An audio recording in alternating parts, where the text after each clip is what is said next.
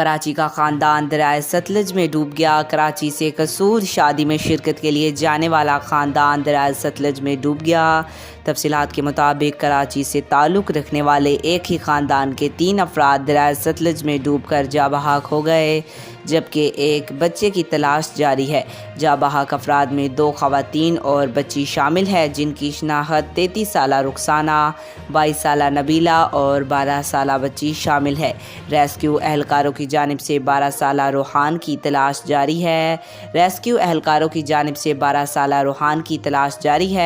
Rescue ذرائع کا کہنا ہے کہ کراچی کی فیملی شادی میں شرکت کے لیے الہ آباد گئی تھی۔ خاندان کے افراد دریا دیکھنے کے لیے کوٹھی فتح محمد کے مقام پر گئے۔